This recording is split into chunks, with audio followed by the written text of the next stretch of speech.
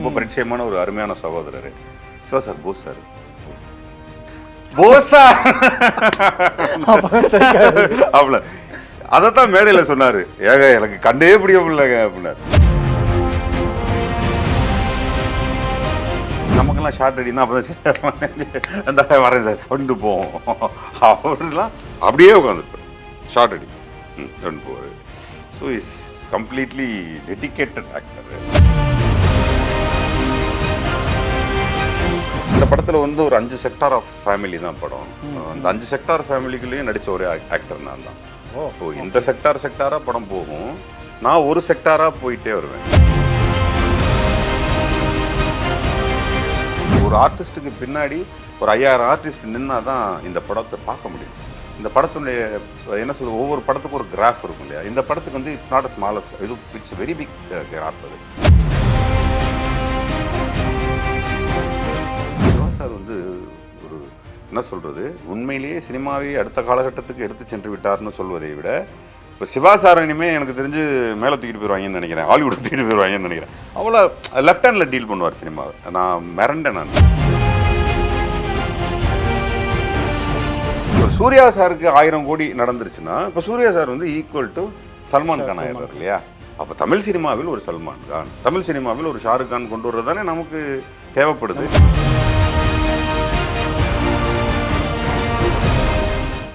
One India Tamil Filmibeat நேயர்கள் அனைவருக்கும் வணக்கம். நான் உங்கள் ரஞ்சித் கண்ணன். இந்த ஒரு சிறப்பான நேர்காணலில் நம்ம கூட இணைஞ்சிருக்க ஒரு யாரு பார்த்தீங்கன்னா, நம்ம எல்லாருக்குமே ரொம்பவும் பரிச்சயமான நடிகர் மற்றும் இயக்குனர் போஸ் வெங்கட் அவர்கள். ஸோ அவர் நடிச்சிருக்கிற கங்குவா திரைப்படம் முக்கியமான கேரக்டர் நடிச்சிருக்காரு, அதுவும் ரிலீஸ் ஆகுது. அது மட்டும் இல்லாமல் சில கான்ட்ரவர்ஷியான விஷயங்களையும் அவருடைய டாப்பிக்குமே இருக்குது. ஸோ நிறைய விஷயங்கள் அவர்கிட்ட பேசி தெரிஞ்சுக்க போகிறோம். வணக்கம், எப்படி இருக்கீங்க? நல்லா இருக்கேன், நல்லா சந்தோஷமா. கெட்டப்லாம் பயங்கரமாக இருக்கேன், கண்ணாடி ஸ்டெஸ்லாம். சரி, ஓகே, முதல்ல நம்ம கங்குவா பற்றி பேசிடலாம். ஏன்னா இப்போ உலகமே எதிர்பார்த்துட்டு இருக்குது நவம்பர் 14 கங்குவா திரைப்படம் தான்.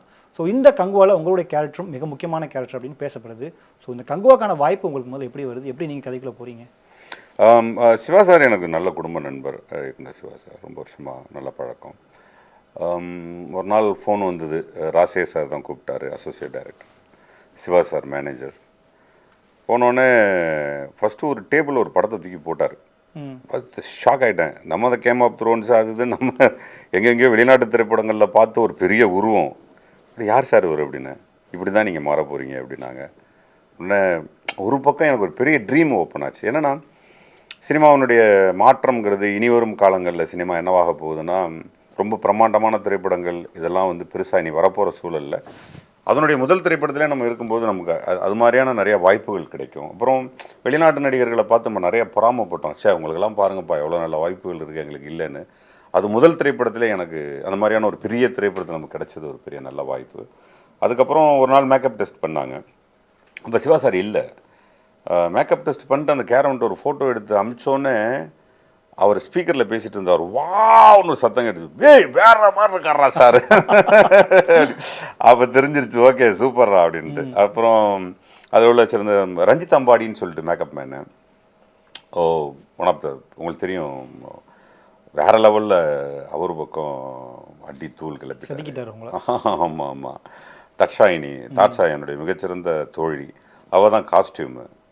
என் மேலே ஏற்கனவே பெரிய அன்பு உள்ள ஒரு பெண்மணி, வேறு லெவலில் டைரக்டரோட கனவை அவங்க நிறைவேற்றியிருக்கிறாங்க. மிலன் சாரோட ஆர்ட் டைரக்ஷனு, அந்த ஆர்ட் டைரக்ஷனில் அந்த ஸ்டிக், அந்த செட்டப்ஸ், ஆர்ட் டைரக்ஷன் நிறைய இருக்குது. என் பாடியில் வந்து காஸ்டியூம் எப்படி இருக்கோ, மேக்கப் எப்படி இருக்கோ, ஆர்ட் டைரக்ஷன் என் பாடியில் இருக்குது. அந்த ஆர்ட் டைரக்ஷனில் மிலன் சாருடைய பங்கு, அவருடைய உதவியாளர்கள், அவங்களுடைய மனைவி, அவங்க ரொம்ப பிரமாதமாக ஒர்க் பண்ணியிருந்தாங்க. ஸோ அந்த கெட்டப் நிச்சயமாக, ஆனால் படமாக நீங்கள் பார்க்க போகும்போது நான் தெரியறதுக்கான டைம் கொஞ்சம் எடுக்கும். அப்புறம் தான் இது வாய்ஸ் வந்தானே கண்டுபிடிச்சிரு, இது போஸ்னே தானே வந்துடும். Okay okay. அதே மாதிரி நீங்கள் சொன்ன மாதிரி உங்களுடைய சில ஃபோட்டோஸ் நாங்கள் பார்த்தோம். உங்களுடைய இந்த மாலை நீங்கள் போட்டிருக்கிறதெல்லாம் பார்க்கும்போது கிட்டத்தட்ட சூர்யா சாருக்கு எவ்வளோ ஒரு வெயிட் கொடுத்துருக்காங்களோ அதே மாதிரி வெயிட் வந்து உங்களுக்கு கொடுத்த மாதிரி தெரிஞ்சது. எப்படி உங்களை நீங்கள் ப்ரிப்பேர் பண்ணிக்கிறீங்க? அது வந்து சிவா சார் என் மேலே வச்சிருக்க பெரிய நம்பிக்கையும் அன்பும். அவர் சொல்லிட்டே இருந்தார். ஆக்சுவலாக நானும் சாரும் விசுவாசத்திலே பண்ண வேண்டியது. அப்படியா? ஆமாம், விசுவாசம். அதான் அது எனக்கு அது தெளிவாக சொல்ல தெரியல. கூப்பிட்டாங்க, டேட் பேசினாங்க, 18 நாள் 20 நாள் ஏதோ பேசினாங்க, பேமெண்ட்லாம் பேசினாங்க. பேசிட்டு நான் ரொம்ப ஆசையாக இருந்தேன். அஜித் சார் கூட நம்ம நடித்தது இல்லையே, நடிக்க போகிறோமேனு ஆசையாக இருந்தேன். அப்புறம் திடீர்னு கொஞ்சம் லேட்டரான ஒரு ஃபோனில் வந்து சொன்னாங்க நீங்கள் பண்ணலை, ஏன்னா அந்த கேரக்டர் வந்து ஒரு 20 நாள் ரன் த்ரூ பண்ணுற கேரக்டர் 2 நாளாக மாறிடுச்சு.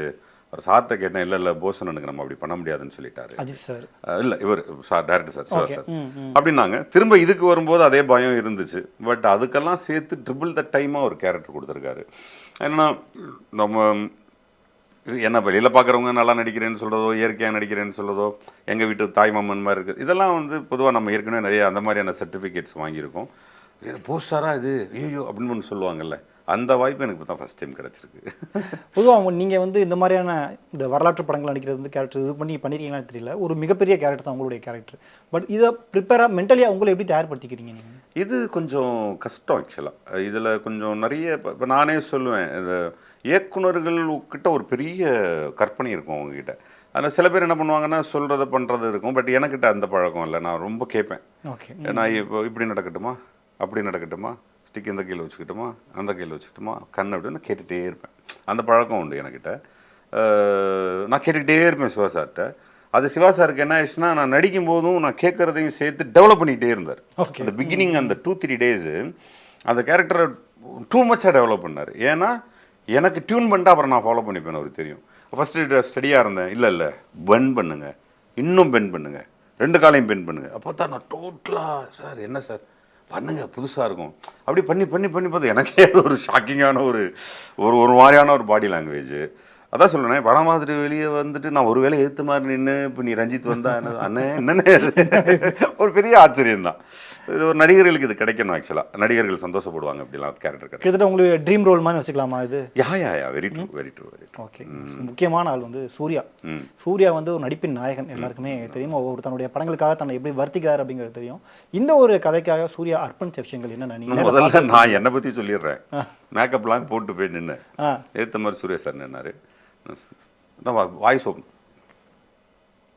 நின்னாரு. நான் ரொம்ப நேரம் நின்னேன். பார்த்தாரு. அவருக்கு என்னன்னா இவன் யாரு இவன் வணக்கம் சொல்லிக்கிட்டே இருக்கான். பக்கத்திலே இப்படி பார்த்தாரு. அப்போ டைரக்டர் வந்தாரு.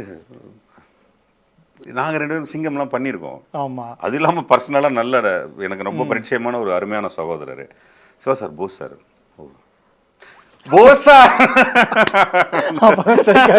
அவ்வளோ அதைத்தான் மேடையில் சொன்னார். ஏங்க எனக்கு கண்டே பிடிக்க முடியலங்க அப்படின்னாரு. என்னங்க அப்படின்னாரு. பயங்கர ஷாக் கொடுத்தாரு. ரொம்ப நேரம் சிலாகிச்சிட்டு இருந்தாரு அப்படின்ட்டு. அப்படிதான் ஃபர்ஸ்ட் ரொம்ப நேரம் பயங்கரமா ஷாக் ஆகிட்டார். ரொம்ப லேட்டாக தான் கண்டுபிடிச்சார் நான் தான். அந்த தீ சாங் இருக்குல்ல, அதில் தான் ஆதி நெருப்பு அதில் நடந்து வருவேன் அப்படி அந்த ஷாட் எடுத்தாங்க. அப்பெல்லாம் அவர் பார்த்துனே தான் இருக்காரு. எவனோ நடந்து போறாங்க. ரொம்ப 1 hour கழிச்சு தான் அவருக்கு தெரிஞ்சது. அது சார் வந்து நம்மலாம் கூட ஓகே. என்னோட ட்ரிபிள் த டைம் மேக்கப் அவருக்கு. அதான் சொல்லுவாங்க, ஏதோ 4:30 மேக்கப்பான். 4:45 5 வந்து உட்காந்துருவார் போல இருக்கு. 1.5 hours 2 hours அவருக்கு ஃபுல் பாடி ரெடி பண்ணிட்டு ஷார்ப் 6:37 வருவார். வந்து சாயந்தரம் வரைக்கும் அதே மேக்கப் கலைக்கவே மாட்டார். ஸ்பூனிங் தான் சாப்பாடுலாம், அப்படி தான் இருந்தார். ஸோ அவரோட செட்டில் பழகிருப்பீங்க. சிங்கம்ல ஏற்கனவே ஒர்க் பண்ணாலும் இந்த படத்தில் அவருடைய கெட்டப் வேற, உங்களுடைய கெட்டப் வேற, அந்த சுச்சுவேஷன் அவர் எப்போவுமே ஒரு மூடில் இருப்பார். நமக்கு எனக்கெல்லாம் ஃபாலோ பண்ண முடியுமான்னு தெரியல. எப்படி மூடுனா, சிட்டிங் இந்த சேர் ஆல்வேஸ் அந்த அந்த டயலாக்கு நமக்கு அவர் புருவத்தையோ உடம்பையோ பார்க்கும்போது தெரியும். He is preparing something. பாடி பண்ணி பண்ணி பார்த்துட்டே இருப்பார். அதே மாதிரி நமக்கெல்லாம் ஷார்ட் அடினா அப்போ அந்த வரேன் சார் அப்படின்ட்டு போவோம். அவரெலாம் அப்படியே உட்காந்துருப்பார், ஷார்ட் அடி ரெண்டு போவார். So is completely dedicated actor. நம்மளாம் அப்படிலாம் இருக்கணும்னு கனவுல கூட காணக்கூடாது. உங்களுக்கு அதிக போர்ஷன் யாரோட? எனக்கு அதிகமான போர்ஷன் சூர்யா சார் கூட. சூர்யா சார் கூட சூர்யா சார் கூட பெரிய போர்ஷனு. அப்புறம் எனக்கு இந்த படத்தில் ஒரு பெரிய லக்கீலி நான் தனியாக ஒரு பெரிய ஒரு போர்ஷன் பண்ணியிருக்கேன், எனக்குன்னு ஒரு போர்ஷன். அப்புறம் இந்த படத்தில் வந்து ஒரு 5 செக்டார் ஆஃப் ஃபேமிலி தான் படம். அந்த 5 செக்டார் ஃபேமிலிக்குள்ளேயும் நடித்த ஒரே ஆக்டர் நான் தான். இந்த செக்டாராக படம் போகும், நான் ஒரு செக்டாராக போயிட்டே வருவேன். அது எனக்கு மட்டும்தான் அந்த வாய்ப்பு இருக்குது. ஸோ நிறையா நாட்கள் நடித்ததும் சரி, இப்போ அதில் நடிச்சிருக்க எல்லா நடிகர்கள் கூடயும், இப்போ கருணாசாரன் கூடயும், நட்டி கூடயும், ஒரு நம்ம வில்லன் பாபி கூடயும், பிரேம் சார், நீங்கள் மொத்தம் ஆக்டர்ஸ்லாம் சொல்லுங்களேன். எல்லாரும் கூட நடிச்சது நான் தான். பிரேம் சார் கூட ஒரு ஃபோட்டோ போட்டுருந்தாரு 5 பேர் இருக்கிற மாதிரி. ஆமாம், நிறைய பேர். ஏன்னா நான் மட்டும்தான் எல்லா இடத்துக்கும் போய் அந்த வேலையை செய்கிற ஒரு கேரக்டர். ஸோ அதில் ஒரு வெள்ளக்காரன் ஒருத்தன் இருப்பான், அவனையும் நான் தான் லீட் பண்ணுவேன். சூர்யா சாரையும் நான் தான் லீட் பண்ணி எடுத்துகிட்டு போவேன் ஒரு இடத்துக்கு. ஸோ அந்த மாதிரி அங்கங்கே ஏதாவது ஒரு வேலையை செஞ்சு அதை பார்த்து சொன்னால் கதை தெரிஞ்சிடும். இன்னும் சில மணி நேரங்கள் தான் இருக்குது, சில மணி நேரங்கள் தான் இருக்குது, பார்த்துக்கலாம் நம்ம. இன்னொன்று, இந்த படத்தினுடைய ப்ராஜெக்ட் வந்து மிகப்பெரிய பிரம்மாண்டமாக எடுக்கிறாங்க. இந்த படத்தினுடைய கதைகளுமே ரொம்ப வித்தியாசமாக இருக்கும் அப்படின்னு. இது நம்ம ஆடியன்ஸ்க்கு கிளிக் ஆகும் அப்படின்னு உங்களுக்கு ஏதாச்சும் நம்பிக்கை இருந்ததா படம் ஆரம்பிக்கும்? இல்லை, இது வந்து நம்ம ஏற்கனவே இந்த திரைப்படங்கள் வந்து மாயாஜால திரைப்படங்கள், இது சந்திரலேகா, அதெல்லாம் என்னென்னா ஒய்டர் ஃபிலிம்ஸ் அப்போ எடுத்திருக்கோம், நம்ம அப்போ எடுத்திருக்கோம். பட் இப்போ வந்து ரொம்ப மைனூட்டாக ரொம்ப ரொம்ப அறிவியலை அதிகமாக கலந்து தொழில்நுட்பங்களை அதிகமாக கலந்து தான் இன்றைக்கி திரைப்படங்கள் கொடுக்க வேண்டியது. இப்போ கேம் ஆஃப் த்ரோன்ஸு அங்கே நிறைய இருக்குது, வைக்கிங், இந்த மாதிரி நிறையா இருக்குது ஹாலிவுட்டில். ஸோ அதை இங்கே கொண்டு வரதுங்கிறது ஒரு பெரிய புது முயற்சி. அந்த முயற்சியில் ஒரு டைட்டாக ஒரு ஷாட் வைக்கவே முடியாது. அந்த ஷாட் ஒரு 12 லென்ஸு 10 லென்ஸில் தான் க்ளோஸ்அப்பே எடுக்கணும். ஏன்னா நீங்கள் ஒரு ஆர்டிஸ்ட்டுக்கு பின்னாடி ஒரு 5000 ஆர்டிஸ்ட் நின்னா தான் இந்த படத்தை பார்க்க முடியும். இந்த படத்துடைய என்ன சொல்ல, ஒவ்வொரு படத்துக்கும் ஒரு கிராஃப் இருக்கும் இல்லையா. இந்த படத்துக்கு வந்து இட்ஸ் நாட் அ ஸ்மாலஸ்ட், இது இட்ஸ் வெரி பிக் கிராஃப். அது கிராஃபே ரொம்ப ஒய்டராக இருக்கும். நான் சொல்கிறது திரைப்படத்தை நீங்கள் ஆச்சரியமாகவே தான் வாய்ப்பிலேருந்து பார்ப்பதுன்னு சூர்யா சார் சொல்லியிருந்தார் இல்லையா. அது சென்ஸ் என்னன்னு கேட்டிங்கன்னா, பென்னர் மாதிரி ஒய்டரான ஒரு நீங்கள் எதை பார்ப்பீங்க, டேன்னு அங்கே ஒருத்தன் போயிடுவான், அப்படி இருக்கும். ரொம்ப பெருசாக இருக்கும், ஒய்டர் ஃபிலிம் இது, ரொம்ப ஒய்டரான ஃபிலிம் இது. ஸோ இது தமிழ் சினிமாவை பொறுத்த வரைக்கும் ஒரு புது முயற்சி. இந்த இந்திய சினிமாவுக்கே இது புது முயற்சி. இது எப்படி ஒர்க் அவுட் ஆகும்? எப்படி ஒர்க் அவுட் ஆகும்னா, இன்றைக்கி இருக்க யூத், சின்ன பசங்க, லைக் சின்ன குழந்தைங்கள்லேருந்து 25 வயசுக்குள்ளே இருக்கவங்க தான் அதிகமாக சினிமா பார்க்கிறார்கள். அவங்களுக்கு என்னென்னா ஆச்சரியப்படுத்தக்கூடிய ஃப்ரேம்ஸ் இருந்துகிட்டே இருக்கும். ஆச்சரியப்படுத்தக்கூடிய பெரிய பெரிய காட்சிகள், முதலை சண்டை, ஒரு சண்டை கடலுக்குள்ள ஒரு பெரிய, நம்ம வந்து இங்கிலீஷ் படத்தில் தான் பார்த்துருக்கோம். இங்கே இது சாத்தியமானா பண்ணிட்டோம், அது சாத்தியம். அந்த மாதிரி ரொம்ப பெரிய படம். சிவா சார் வந்து ஒரு என்ன சொல்கிறது, உண்மையிலேயே சினிமாவே அடுத்த காலகட்டத்துக்கு எடுத்து சென்று விட்டார்னு சொல்வதை விட, இப்போ சிவா சார் இனிமேல் எனக்கு தெரிஞ்சு மேலே தூக்கிட்டு போயிடுவாங்கன்னு நினைக்கிறேன், ஹாலிவுட் தூக்கிட்டு போயிடுவாங்கன்னு நினைக்கிறேன். அவ்வளோ லெஃப்ட் ஹேண்டில் டீல் பண்ணுவார் சினிமாவை. நான் மிரண்டேன், நான் லெஃப்ட் ஹேண்டில் டீல் பண்ணார். 5000 பேர் 10,000 பேர், ஒரு சின்ன சத்தம் கூட இருக்காது. அஸ்டண்டர்ட் டெஸ்ஸே 5 பேரோ 6 பேரோ தான், ஒரு சின்ன சத்தம் கூட அப்படியே நடந்துட்டு ஆச்சரியமாக இருக்கும் நமக்கு. கேமராமேன் வெற்றி சார் ஒரு பக்கம், அவரும் ஒரு வார்த்தை வெளியே பேச மாட்டார். அப்படி ஒரு குடும்பம் மாதிரியான ஒரு டீமு. அவ்வளோ ஒய்டர் ஃபிலிமாக ஒரு சத்தமும் இல்லாமல் எடுத்தாங்கன்னு எனக்கு தெரிஞ்சு தான் ஃபஸ்ட்டு படமாக இருக்கும். நானும் கேட்க நினச்சேன். ஏன்னா சிவா சார் வந்து கிட்டத்தட்ட இந்த படத்துக்காக 3 வருஷம் ஒதுக்கி மென்டலாகவும் ப்ரிப்பேர் ஆகிறாரு. ஸ்கிரிப்ட் எந்த இடத்துலையுமே தொய்வு வந்துடக்கூடாதுன்னு ப்ரிப்பேர் பண்ணி பண்ணுறாரு. எல்லாருடைய கெட்டப்ஸும் புதுசு, உள்ளே இருக்க எக்யூப்மெண்ட்ஸ் எல்லாம் புதுசு. இப்போ பாபி டியோல் இருக்கிற ஒரு இடம் ஒன்று இருக்குது, அந்த இடம்லாம் இட்ஸ் லைக் எ ட்ரீம். நானே நம்ம என்னையாச்சும் ஒரு தடவை கனவுல சொர்க்கம் எப்படி இருக்கும், அப்படி இது எப்படி இருக்கும், சும்மா ஒன்று கனவு கொண்டா எப்படி இருக்கும், அதெல்லாம் இருக்கும். ஓகே, அந்த படத்தில் இருக்கும். அது ஒரு கோடிக்கணக்கான எலும்புக்கூடுகளோட ஒரு காட்சிங்கிறதெல்லாம் உங்களால் நினச்சி கூட பார்க்க முடியாது. அப்படி எடுத்திருக்காரு. நான் மிரண்டிருக்கேன். ஒவ்வொரு செட்டையும் பார்த்தோன்னே அப்படியே நிற்போம், எப்படியா போட்டிங்க. மிலன் சார் தான். ஒரிஜினல் லொக்கேஷன் எதுவும் போனீங்களா? எல்லாமே செட் தான்? எல்லாமே செட்டு தான், எல்லாமே செட்டு தான். பெரும்பாலும் இப்போ 99% செட்டு. ஒரிஜினல் லொக்கேஷன், இந்த நீர்வீழ்ச்சிகள், கடற்கரைகள், அதெல்லாம் ஒரிஜினல் லொக்கேஷன். ஓகே. இன்னொரு பக்கம் இந்த படம் ஆரம்பித்ததுலேருந்து இந்த படம் வந்து 1000 கோடி கண்டிப்பாக தமிழ் சினிமாவில் அச்சீவ் பண்ணணும் அப்படின்ற ஒரு டாக் போயிட்டே இருக்குது. ஞானவேல் ராஜாவே நிறைய இடங்கள் வெளிப்படையாக சொல்கிறாரு. நீங்கள் என்ன நினைக்கிறீங்க அதை பற்றி? வேணும் தானே, வேணும் தான். இன்னைக்கு தமிழ் சினிமாங்கிறது வந்து ஒரு சொல்லுவாங்க, முன்னாடியெல்லாம் மலையாள சினிமாவும் மெட்ராஸில் தான் நடந்துச்சு, கன்னட சினிமாவும் மெட்ராஸில் தான் நடந்துச்சு, ஆந்திராவில் இருக்க எல்லா சூப்பர் ஸ்டாரும் இங்கே பிறந்து வளர்ந்தவங்க சொல்லி ரொம்ப சந்தோஷமாக இருக்கும். ஏன்னா அவ்வளோ பெரிய இண்டஸ்ட்ரியாக இருந்தது தான் நம்ம Tamil industry. AVM studio, Vahini ஸ்டுடியோக்குள்ளே தான் மொத்த சினிமாவே இருந்துச்சுன்னு சொல்லும்போது நமக்கு பெரிய சந்தோஷமாக இருக்கும். இப்போ எல்லாரும் தனித்தனியாக பிரிஞ்சு போயிருக்கிறாங்க இல்லையா. இப்போவும் வந்து பெரிய சினிமாவாக நம்ம வந்து மும்பையில் இருக்கக்கூடிய திரைப்படங்களை, நம்ம ஹிந்தி படங்கள்லாம் பெரிய படங்கள் அப்படின்னு சொல்லிட்டு இருக்கையிலே திடீர்னு தமிழ் ஒருத்தன் வந்து அடிப்பான், டம்முன்னு அடிப்பான், அடித்த மொத்த இந்திய சினிமாவை திரும்பி பார்க்க வைப்பான். இது எப்போவுமே தமிழ்நாட்டில் ஒன்று நடந்துக்கிட்டே இருக்கும். திடீர்னு ஒரு சங்கர் வந்தார், திருப்பினார் மொத்த சினிமாவையோ, பெரிய படம்னா தமிழ் சினிமா தான் ஆனார் சொல்ல வச்சுக்கிட்டே இருப்பாங்க ஒருத்தவங்க தமிழ்நாட்டில் எப்போவுமே. அதே மாதிரி ஒரு மகேந்திரன் வந்துகிட்டே இருப்பார், ஒரு பாலு மகேந்திரா வந்துகிட்டே இருப்பார், ஒரு பாலா வந்துக்கிட்டே இருப்பார், கமல் சார் மாதிரியான ஒரு லெஜெண்ட் இருந்துகிட்டே இருப்பாங்க, அதுக்கு முன்னாடி கோடு போட்ட சிவாஜி சார் இருப்பாங்கன்னுட்டு. எப்போவுமே இந்திய சினிமாவில் தமிழ் சினிமா ஆச்சரியம் தான். ஏதாவது ஒரு வகையில் ஒரு ஆச்சரியத்தை இந்த சினிமா கொடுத்து கொண்டே இருக்கும்.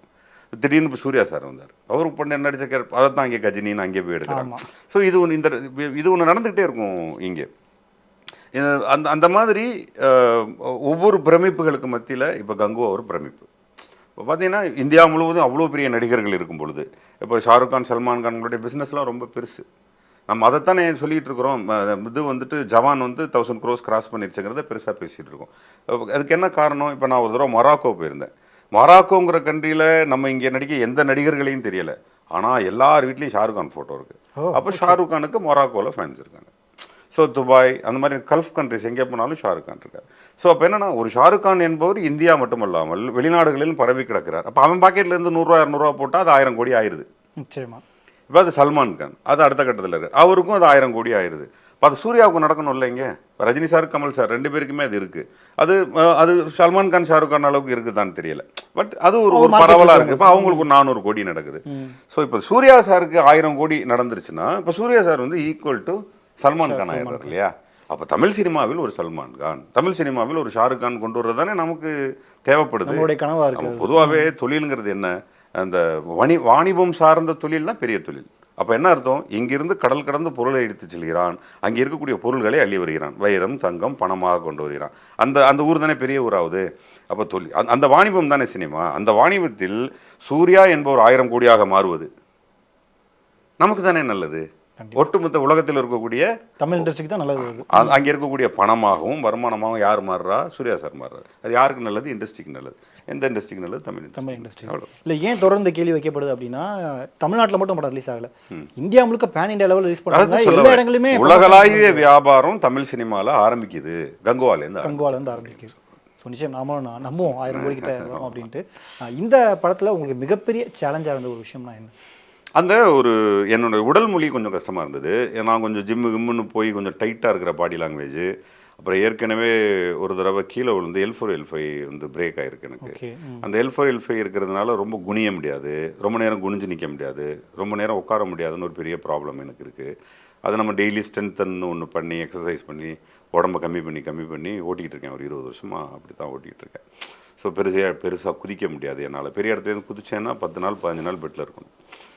வேகமாக ஓட முடியாது. ஓடினாலும் பெட்டுக்கு போயிடணும். ஏன்னா அவ்வளோ பெரிய இன்ஜுரி இருக்குது பேக்கில். ஆனால் அந்த ஹோல் படத்துலையும் நான் அந்த இன்ஜுரியை டாமினேட் பண்ணி நடிக்க வேண்டியிருந்துச்சு. அதை நான் சொல்லவே இல்லை. சிவா சார்ட்டையும் சொல்லலை, யார்கிட்ட சொல்லலை, அவங்கள்ட்ட எல்லாம் சொல்லலை, அவங்களுக்கு தெரியாது. அப்போ நான் வந்து எனக்கு அடிஷ்னலாக ஒரு ஸ்டிக் ஒன்று கொடுத்துருந்தாங்க. அந்த ஸ்டிக்கில் பேலன்ஸ் பண்ணி பண்ணுவேன். அவங்க யாருக்குமே தெரியாது. நினச்சிட்டு இருப்பாங்க வேகமாக ஓடி போய் உட்காந்துக்கிறான், பெரிய சபஸ்டிகேட்டடாக இருப்பாங்க அப்படின்னு நினச்சிப்பாங்க. நான் வேகமாக ஓடி போய் உட்காந்தே தான் அந்த L4 L5 பெயின்லேருந்து வெளியே வர முடியும். எனக்கு இங்கே கூட பரவாயில்ல. கொடைக்கானலில் வந்து அப்போது ரொம்ப கம்மியான டிகிரி போயிட்டு இருந்தது. ஈவன் உடம்பு ஃபுல்லாக சுற்றி கண்ணு மட்டும் தெரியும். அப்படி உட்காந்துருப்போம். ஷார்ட் ரெட்டின்னு அவுத்தோன்னு கிட்டுன்னு ஆடும். இப்போ அந்த இன்ஜுரி இருக்கும் அப்புறம் செத்தான். எங்கே இன்ஜுரி இருக்கோ கடுக்கும் அப்படியே. அது இருந்துச்சு. ரொம்ப சிரமப்பட்டேன் அந்த ஒரு 15 சொல்லலை வெளியே. அதை போய் எதுக்கு சொல்லிக்கிட்டு நமக்கு ஒரு சஃபஸ்டிகேஷன் கொடுக்க விரும்புவாங்க. அது நமக்கு தேவையில்லை. கேரக்டர் முக்கியம். பட் அதோடு பண்ணேன் நான். அதில் என்னென்னா அதில் அந்த அந்த அவங்க சொல்கிற அந்த பாடி லாங்குவேஜ் பண்ணிட்டு நிமிர முடியாது. ஏன்னா அந்த சில்னஸில் அப்படியே அந்த குனிஞ்சுக்கிட்டே கேரக்டர் மாதிரியே நடந்து போய் அப்போ என் தம்பி பிரேம்னு ஸ்ரீலங்காலேருந்து வந்திருந்தான். அவன் என்ன பண்ணுவான்னா, அவனுக்கும் எனக்கு மட்டும் தான் தெரியும். அவன் ஒரு சேரை எடுத்து போட்டு உட்காந்ததுக்கப்புறம் அப்படியே முதுகை நீவி விடுவான். எனக்கு அது யாருக்கும் இன்னைக்கு வரையும் சொல்லலை. அதெல்லாம் பண்ணுவாங்க. இது ஒரு பக்கம் இருந்தாலும் இன்னொரு பக்கம் உங்கள் டப்பிங், நீங்கள் பேசுகிற ஸ்லாங்கு, அதுக்கு எப்படி ப்ரிப்பேர் ஆகுறீங்க? எனக்கு பொதுவாக டப்பிங் கொஞ்சம் ஈஸியாக வரும். எனக்கு டப்பிங் ரொம்ப பிடிக்கும். அப்புறம் சார் இருந்தாங்க, கபிலன் சார் கூடவே இருந்தாங்க, வைரமுத்து சார் அவங்க தான் இதுக்கு பண்ணியிருந்தாங்க. ஸோ அவங்க வந்து அந்த மாடுலேஷன், அந்த தமிழ் எல்லாம் சொல்லி கொடுத்துட்டாங்க. அப்புறம் அது என்னவா வரணுங்கிறதுல சிவா சார் ரொம்ப கிளியராக இருப்பார். Actually is a very good actor. Actually அவரே எல்லாமே பண்ணலாம். எனக்கு கேட்டால் டப்பிங் அவரே பண்ணிடலாம், அவரே நடிச்சிடலாம், அந்த மாதிரி ஒரு கேரக்டர். அவர் நிறைய சொல்லிக் கொடுப்பாரு டப்பிங்கில். நல்லா இருந்துச்சு. டப்பிங்கே ரொம்ப புதுசு. நீங்கள் படமே நிறைய புது மொழிகள் இருக்கும் படத்தில். அதான் ஏன்னா நம்ம ட்ரெய்லரில் பார்க்கும்போது அவங்க பேசுகிற நிறைய புது மொழிகள். அதாவது ஆதி தமிழ் இருக்கும் அதில். ஆதி ரொம்ப பிகினிங்கில் நம்ம பேசின கலப்பில்லாத தமிழ் இருக்குல்ல, அது நிறைய இருக்கும் அதில். பெரிய ரிசர்ச் ஒர்க் பண்ணணும் அதுக்கெலாம். அது அவங்க கபிலன் சார் சைடில், டைரக்டர் சார் சைடில் பண்ணியிருக்காங்க. ஓகே, நம்ம பேசிகிட்டு இருக்க இன்னும் சில மணி நேரங்களில் படம் ரிலீஸ் ஆக போகுது. ஸோ சூர்யா ரசிகர்களுக்கு என்ன சொல்ல ஆசைப்படுறீங்க? சூர்யா ரசிகர்களுக்கு இது வந்து ட்ரீட். அவர் 2 வருஷம் கழித்து ஸ்க்ரீனில் வராரு. 2 வருஷமும் பெரிய உழைப்பு. அப்புறம் சாரை வந்து ரொம்ப மாடர்னாக பார்க்குறத ரொம்ப விரும்புவாங்க. ஒரே திரைப்படத்தில் அவர் 2யுமே பண்ணியிருக்காரு. அந்த ஒரு கல்ட் கேரக்டரும் இருக்குது, ப்ளஸ் அந்த மாடர்ன் பயங்கர ஸ்டைலிஷான கேரக்டர் இருக்குது. அப்புறம் சூர்யா சார் நெகட்டிவ் பண்ணால் நல்லாயிருக்கும். அது மாதிரி எல்லாமே இவங்க ஒரே திரைப்படத்தில் பார்த்துருவாங்க, அவருடைய முகத்தில் பார்த்துருவாங்க. அப்புறம் இன்னொரு பெரிய சர்ப்ரைஸ் ஒன்று இருக்குது கிளைமேக்ஸில். ஓகே, ஏன் நான் கேட்கலாம் நினச்சேன், கார்த்திக் இருக்காரா படத்தில்? நீங்கள் அப்படிலாம் கேட்கக்கூடாது. ஓகே, யார் இருக்கா என்னெல்லாம் கேட்கக்கூடாது. இந்த திரைப்படத்தில் சூர்யா Climax-ல சாரோட surprise ஃபேன்ஸுக்கு ஒரு பெரிய சர்ப்ரைஸ் இருக்குது. அது பயங்கர கிளாப் மொமெண்ட்டாக இருக்கும் படத்தில். அது ஒன்று இருக்குது கிளைமேக்ஸில். நான் இன்னைக்கு கூட ஒருத்தர் பேசும்போது சொன்னார், ஐயோ நான் எனக்கு அறியாமல் கை தட்டிட்டேன் அண்ணன் அப்படின்னாரு. ஸோ அதெல்லாம் இருக்குது. ஸோ சூர்யா சாரோட ரசிகர்களுக்கு முழுமையான விருந்து தான் அந்த திரைப்படம். இப்போ கண்டிப்பாக பார்ட் 2 இருக்கா? பாட்டுக்கான லீடு இருக்குது. லீடு இருக்கு. Super super. பாட்டுக்கான லீடு இருக்குது. அப்போ பாட்டு இருக்குன்னு தானே அர்த்தம். கண்டிப்பாக இருக்கு. அப்போ இப்போ இருந்தே அதுக்கு நம்ம வெயிட் பண்ண ஆரம்பிக்கணும். அதுக்கு நான் ஒர்க் அவுட் பண்ண ஆரம்பிக்கணும். நீங்கள் ரொம்ப தயார் பண்ண ஆரம்பிக்கணும் அதுக்கு. Super super. ஸோ கங்குவா பற்றி பேசியிருக்கிறதுனால சூர்யா சார் பற்றி சின்னதாக ஒரு செக்மெண்ட் வச்சுக்கலாம். சூர்யா சாருடைய சில படங்கள் நான் சொல்கிறேன், அதில் உங்களுடைய ஃபேவரட் எது அப்படின்னு சொல்லணும். திஸ் ஆர் தட் அப்படின்ற ஒரு ரவுண்ட். ஓகே. உயிரிலே கலந்தது ஆர் நந்தா. அது என்ன கம்பேரிசன் எப்படி இருக்கு? இப்படி தான் இருக்கும், ஒரு படமும் அப்படியே வரும். நீங்கள் சொல்கிறத வச்சு தான் இருக்குது. சரி, நந்தா. நந்தா ஆர் மௌனம் பேசியது. நந்தா. நந்தா ஆர் பிதா மகன். Nanda. Nanda or Kaakha Kaakha. Nanda. Mariamman. Nanda or Ghajini. Nanda. Nanda or Sillunu Oru Kadhal. Nanda sure shot. Nanda or Vaaranam Aayiram. Nanda only. Nanda or Ayan. Nanda only. என்னது? நந்தா ஆர் சிங்கம். நந்தா. நந்தா ஆர் 7ஆம் அறிவு. Nanda. Nanda or Maattrraan. Nanda. Nanda or 24. Nanda only. Nanda or Soorarai Pottru. Nanda only. Nanda or Jai Bhim. Nanda only. ஏன் எந்த படத்துக்குமே மாறல? பெரிய படம் நந்தா. ஆக்சுவலாக இந்த தமிழ் சினிமாவினுடைய மிக மிக மிக மிக முக்கியமான திரைப்படம். அது பேசப்பட்ட விஷயம் ரொம்ப நல்ல விஷயம். பாலா சார்கிட்டேருந்து அந்த மாதிரி திரைப்படங்கள் தான் நம்ம எதிர்பார்க்குறோம். அதில் சூர்யான்னு ஒரு நடிகனை அந்த படத்தில் தான் வெளியே கொண்டு வராங்க. எப்படி கொண்டு வராங்கன்னா, இங்கே வந்து ரொம்ப அழகாக இருக்க அவன் நடிக்க மாட்டான், உயரம் குறைவு, சிவகுமார் பையன், எல்லாத்தையும் அடித்து வலிச்சு தூக்கி காலில் போட்டு மிதிச்சுட்டு நந்தான்னு ஒரு படம் போய் பாருங்கடா சூர்யான்னு ஒருத்தன் நடிச்சிருக்கான்னு சொல்ல வச்ச படம். இந்த படத்துக்கு அப்புறம் எத்தனை படங்கள் வந்தாலும் நம்மளை பொறுத்த வரைக்கும் ஒரு கூற்றை உடைத்த திரைப்படம். அந்த திரைப்படத்திற்கு நம்ம பெரிய ரெஸ்பெக்ட் பண்ணணும். அந்த பர்டிகுலர்லி அம்மா விஷத்தை தான் ஊட்டான்னு தெரிந்து சாப்பிடக்கூடிய மகன், அந்த கண்ணில் இருக்கக்கூடிய எனக்கு விஷம் கொடுக்கல அப்படின்ற அந்த இது, அவன்கிட்ட இருக்கிற நேர்மை, அந்த காதலில் இருக்கக்கூடிய நேர்மை, ரொம்ப தெளிவான திரைப்படம். அந்த ஒரு ரொம்ப அழகான திரைப்படம் அது. ஸோ அந்த திரைப்படம் பேசிய அரசியல், நமக்கு விடுதலை புலிகள் அவங்க சைட்லேருந்து வந்தவங்களுடைய சின்ன சின்ன வழி அப்படின்னு சொல்லி அந்த படம் நமக்கு ரொம்ப ரொம்ப நீட்ஃபுல். மற்றதெல்லாம் கமர்ஷியல் அது இதுன்னு இருக்குது. ஸோ அந்த வகையில் நீங்கள் இப்போ கங்குவா கம்பேர் பண்ணால் கூட நான் நந்தான் தான் சொல்லுவேன். Nanda is a film. அந்த ஒரு கல்ட் பிரேக் பண்ணாது. ஆமாம், அது வந்து சூர்யா சாருடைய வாழ்க்கைக்கு எந்த அளவுக்கு முக்கியமான திரைப்படமோ தமிழ் ரசிகர்களுக்கும் அது அந்த அளவுக்கு முக்கியமானது. ரொம்ப நன்றி. கங்குவா திரைப்படம் வெற்றி அடையணும், நீங்களும் இந்த மாதிரி நிறைய படங்கள் பண்ணணும், நல்லா கேட்ச் பண்ணணும் அப்படின்னு எங்கள் டீம் சார்பாக வாழ்த்துக்கள். ரொம்ப நன்றி. தேங்க்யூ.